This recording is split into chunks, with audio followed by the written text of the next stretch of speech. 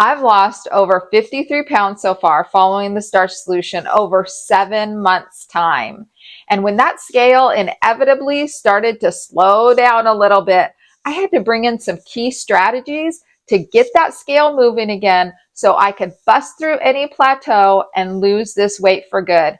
And I'm going to share those strategies with you today. Some you may have heard, and some I think will be brand new. So let's get to it. Here are the 5 strategies I used when my weight loss started slowing down to get that scale moving again. First of all, I increased my walking. I know it sounds simple, but there were some weeks that I didn't even walk at all. And so bringing in walking again, and then if I was already walking, upping the amount of days I was walking or upping the amount of steps I was getting per day really helped to move the scale. On those weeks when I brought walking back in or I increased my walking, I noticed a noticeable difference in the amount of weight I lost that week. So increasing my walking really helped out. Number 2, I increased my non-starchy veggies.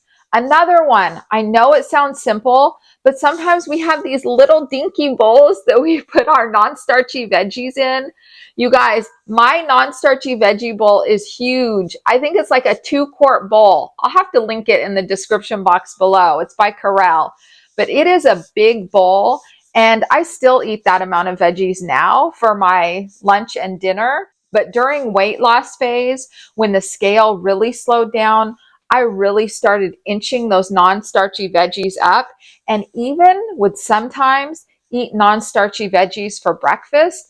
And that's how I came up with putting cauliflower in my oatmeal. So I could figure out how to still have my oatmeal, get those non-starchy veggies in so I could get that weight loss continuing to move forward. So any way you can think of to get those non-starchy veggies in.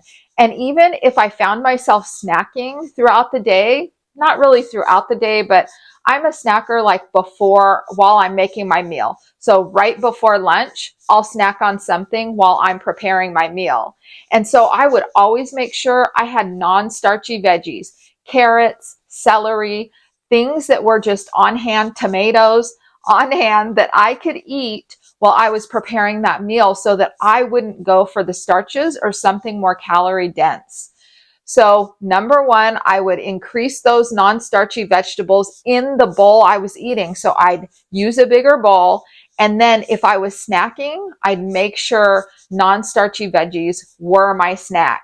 It's a game changer. These non-starchy veggies can be a real key to pushing that scale so that it starts to move again. Number 3, I did a 1 or 2 day potato reset. For those 1 or 2 days, I would only eat potatoes as my starch. Potatoes for breakfast, potatoes for lunch, potatoes for dinner.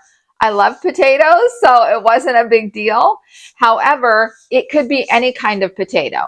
I had sweet potato. I just stuck to sweet potatoes and yellow potatoes, but it really could be any potato.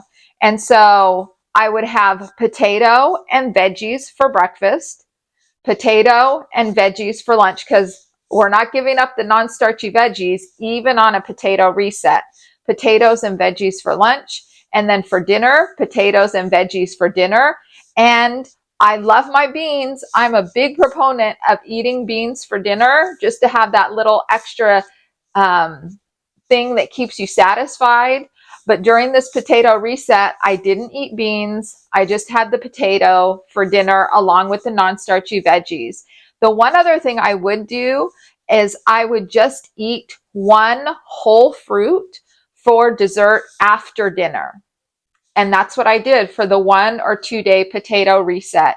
And usually by the end of 2 days, I was craving my beans, you guys. I was ready to have my pot of beans again. And this really worked out to get that scale moving again. Just the 1 or 2 day potato reset, keeping it super, super simple. Potatoes and veggies for breakfast, potatoes and veggies for lunch, potatoes and veggies for dinner, and a whole piece of fruit for dessert. And just 1 or 2 days will get that scale moving again. And sometimes you can go even longer. You can go even longer than 2 days. But for me, I found that 2 days was like my max, to where I felt like, okay, this is good enough for me. And I would get back to eating my regular Starch Solution meals. Number 4 and 5 kind of go together. I'll start with number 4. I reassessed my portions. So I looked again to see, okay, are my starchies creeping up again? So I'm starting to eat way more of that, or am I just eating way more food? And really paying attention to that helped me to kind of get the scale to inch downward again, because I can get into volume eating where I'm eating a lot even after I'm full. So I really had to notice that. And that leads me right into number 5. I really honed in on my hunger fullness cues again. I can get to that place where I just am not paying attention to my hunger fullness cues, or I'm eating more than I need to.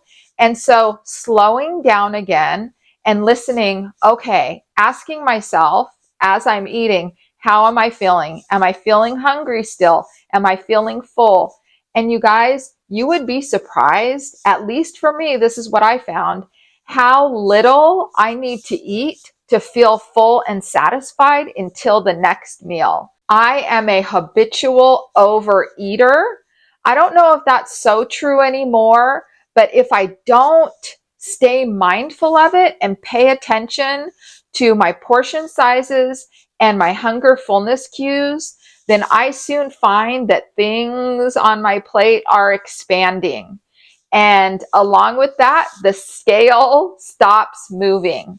And so when I started paying attention to those hunger fullness cues again and really reassess my portion sizes, I would get that scale moving again in the right direction. For better or for worse, plateaus are part of the process, or maybe not even a plateau, but just 1 or 2 weeks where the scale's just not moving as much as we want it to.